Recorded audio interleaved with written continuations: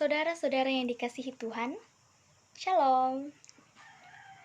Kita bersama-sama pada kesempatan saat ini, kita akan mendengarkan kebenaran firman Tuhan, di mana kita pasti merindukan kebenaran firman Tuhan ini yang selalu menguatkan, bahkan meneguhkan kita untuk menjalani kehidupan kita pada saat ini. Baik, firman Tuhan yang akan kita renungkan bersama telah saya pilih dari Yosua pasal 1, ayat yang pertama hingga ayat yang ke-9, yang saya berikan sebuah tema yaitu kuatkan dan teguhkanlah hatimu. Saudara-saudara yang kasih Tuhan, suksesi tidak selalu berjalan mulus, terutama bila hal itu terjadi secara tiba-tiba dan tanpa kaderisasi. Tentulah hal ini dapat mengakibatkan si pengganti menjadi kelabakan. Dalam pembacaan kita pada saat ini, Tuhan berbicara kepada Yosua sebanyak 4 kali tentang kuatkan dan teguhkanlah hatimu. Secara khusus dalam ayat yang ke-6 dikatakan bahwa kuatkan dan teguhkanlah hatimu, sebab engkaulah yang akan memimpin bangsa ini memiliki negeri yang kujanjikan dengan bersumpah kepada nenek moyang mereka untuk diberikan kepada mereka. Hal inilah yang membuat Yosua sangat ketakutan, tertekan atau tawar hati. Siapa yang tidak takut? Siapa yang tidak tertekan jika kita diberikan sebuah tugas yang sangat besar? Yosua diperintahkan oleh Tuhan untuk menggantikan Musa, memimpin bangsa Israel menuju ke tanah Kanaan. Wow, memimpin sebuah bangsa yang besar. Bangsa dan umat pilihan Tuhan. Dan karena tugas yang diembankan oleh Yosua inilah bukan tugas yang sangat mudah. Secara manusiawi, Yosua tidak akan sanggup dan tidak akan mampu melakukannya. Sekalipun Yosua secara dalam kehidupannya merupakan seorang yang pemberani dan penuh roh, Yosua tetap manusia biasa. Saudara-saudara, apakah yang menyebabkan Yosua takut dan tawar hati? Dan tentunya di mana hal ini juga sering terjadi dalam kehidupan kita selaku orang percaya. Yang pertama, terkadang kita suka mengandalkan kekuatan sendiri tanpa melibatkan kuasa Tuhan yang ada di dalam diri kita. Inilah yang menyebabkan Yosua dan kita selaku orang percaya memiliki ketakutan. Karena kita suka mengandalkan kekuatan kita sendiri. Apakah di dalam diri Yosua dan kita selaku orang percaya ada kuasa Tuhan? Jelas ada. Di dalam diri kita ada kuasa Tuhan yang bekerja. Seharusnya Yosua menyadari bahwa kalau Tuhan yang menyuruhnya, pastilah Tuhan akan menyertainya. Ingat firman Tuhan dari Matius 28 ayat yang ke-20b. Dikatakan bahwa dan ketahuilah, aku menyertai kamu senantiasa sampai kepada akhir zaman. Jadi saudara, kita tidak boleh mengandalkan kekuatan kita sendiri. Marilah kita lihat dan sadari bahwa di dalam diri kita ada kuasa Tuhan yang besar. Penyebab yang kedua, terkadang kita suka bersandar pada pengertian sendiri atau tanpa melihat cara Tuhan menuntun kita. Yang muncul adalah keraguan atau ketakutan. Bahkan dalam kehidupan kita sering mengatakan Bisa nggak ya saya melakukan hal ini?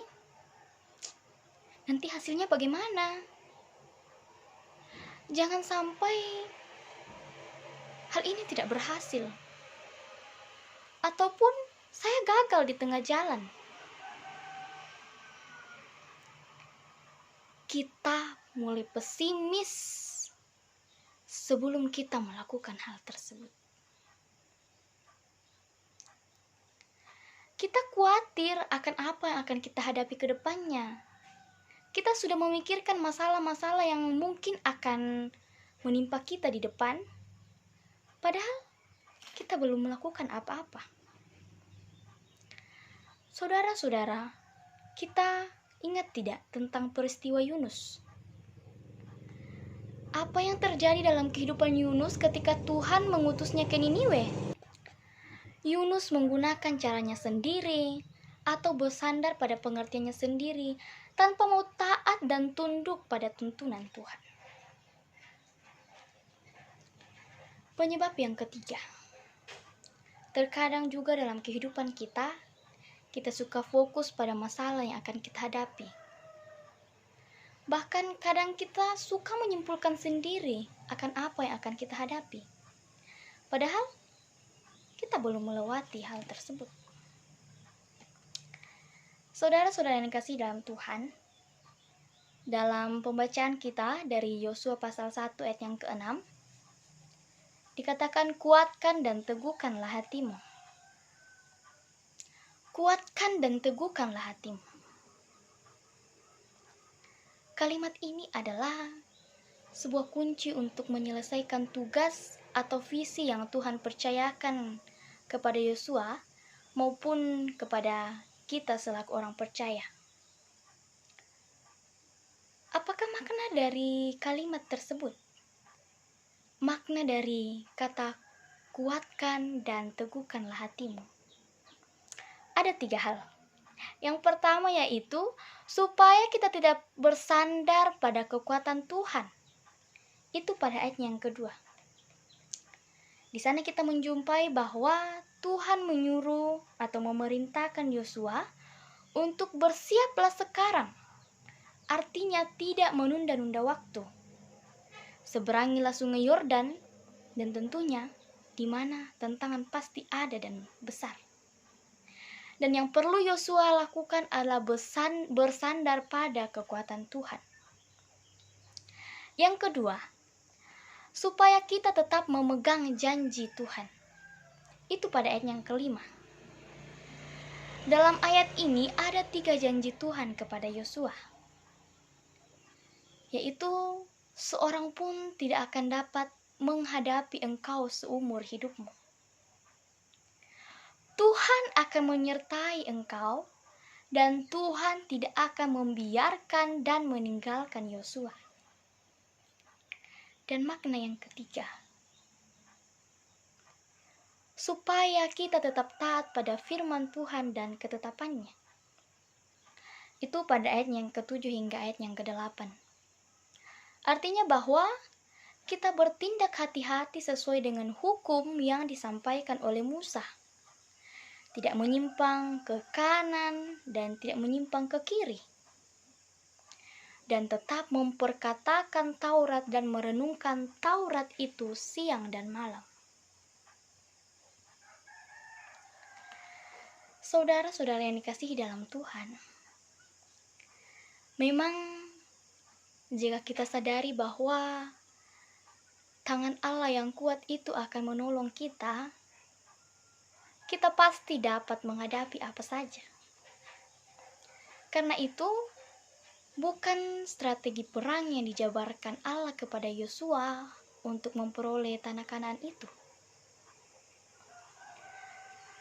Menurut Allah, kunci keberhasilan terletak pada ketaatan akan firman Allah. Taat akan firman Allah. Apapun tantangan yang kita hadapi, sesulit apapun masalah yang kita hadapi, kita tahu bahwa kita punya kekuatan untuk mengatasi semua itu. Dan kekuatan itu, saudara, adalah Allah sendiri.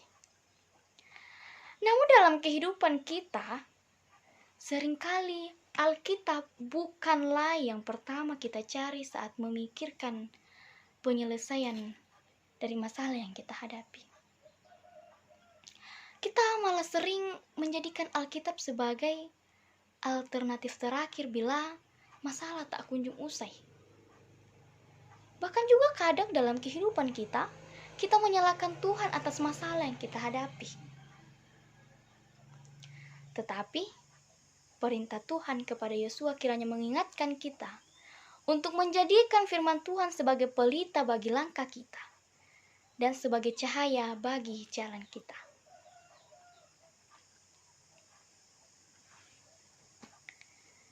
Saudara-saudara yang dikasihi dalam Tuhan, ada sebuah ilustrasi yang akan saya bagikan kepada kita semua yang mungkin sebelumnya pernah kita dengar tentang sepasang suami istri yang tidak pernah membaca Alkitab. Mungkin mereka membacanya saat hal tertentu saja, seperti ke gereja atau dalam mengikuti kebaktian. Oke, ceritanya seperti ini. Pada suatu hari, seorang pendeta diundang untuk makan malam oleh sepasang suami istri di rumah mereka. Jadi, yang ikut dalam makan malam tersebut adalah Pak Pendeta, suami istri tersebut, dan anaknya. Ada 4 orang. Setelah makan malam selesai dan setelah pendeta itu pergi, si istri berkata kepada suaminya, "Uang kita hilang. Aku pikir Pak Pendeta yang mengambil uang yang ada di atas meja itu. Padahal kan uang itu akan kita berikan untuknya." Dengan marahnya, suaminya berkata, "Wah, jika begitu, ternyata pendeta itu pencuri. Saya tidak bisa membayangkannya. Jadi, kita tidak perlu lagi ke gereja. Untuk apa kita ke gereja? Untuk mendengarkan khotbah dari pendeta pencuri? Jangan, sebaiknya kita di rumah saja."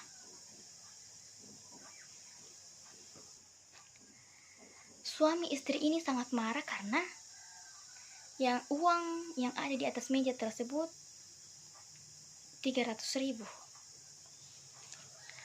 Dan 2 bulan kemudian, si istri tersebut bertemu dengan pendeta di jalan. Dengan terpaksa si istri ini menyapa Pak Pendeta. "Selamat pagi, Pak Pendeta." Tentu Anda menyadari ya, Pak, bahwa kami sekeluarga sudah lama tidak hadir di gereja. Tentunya Bapak tahu alasan itu. Kami marah kepada Pak Pendeta. Ketika kami mengundang Bapak Pendeta datang ke rumah kami untuk makan malam, di meja makan tersebut ada uang 300.000. Dan uang itu hilang setelah Pak Pendeta pergi. Dan Pak Pendeta adalah satu-satunya orang yang kami undang, dan pada hari itu juga Pak Pendeta adalah satu-satunya orang yang datang ke rumah kami. Sang pendeta dengan tersenyum menjawab, "Ya, benar. Aku yang mengambil uang itu dan menaruhnya dalam Alkitab Anda yang ada di atas meja. Saya melakukan hal demikian karena saya menjaga uang itu agar tidak terkena tumpahan saus atau tumpahan dari makanan yang ada di atas meja pada saat itu. Maafkan saya, Bu, kalau waktu itu saya tidak memberitahu Anda. Karena saya pikir kalian setiap hari pasti akan membuka Alkitab dan membacanya. Wanita itu pun amat malu dan meminta maaf kepada Pak Pendeta. Setelah kembali ke rumah, dia mengambil Alkitab dan ternyata menemukan uang yang selama dia cari 2 bulan tersebut, 300.000 ternyata betul ada di dalam Alkitabnya. Selama 2 bulan si wanita sekeluarga tersebut tidak pernah membuka bahkan membaca Alkitab yang adalah firman Tuhan. Bahkan selama 2 bulan tersebut mereka berlarut-larut dalam kebencian, menuduh Pak Pendeta yang mencuri uang mereka. Saudara yang dikasihi Tuhan, semoga kita tidak seperti kisah suami dan istri tersebut. Jarang membaca Alkitab, berprasangka buruk terhadap seseorang, bahkan menghakimi orang lain yang belum tentu melakukan kesalahan. Alkitab hanya disimpan atau diletakkan di atas meja dan tidak pernah dibaca. Tetapi melalui perenungan kita pada saat ini, kiranya kita berubah mulai saat ini, selalu membaca firman Tuhan, melakukannya dalam setiap langkah kehidupan kita. Karena firman Tuhan ini adalah terang dan pelita bagi jalan kehidupan kita. Kita semua akan mampu melewati berbagai persoalan dan rasa takut dalam kehidupan kita apabila kita melakukan 3 hal, yaitu bersandar pada kekuatan Tuhan, tetap berpegang pada janji Tuhan, dan tetap taat pada firman dan ketetapannya. Saudara yang dikasihi dalam Tuhan, kuatkan dan teguhkanlah hatimu. Kiranya Kristuslah yang menolong kita dalam kehidupan kita. Haleluya, amin.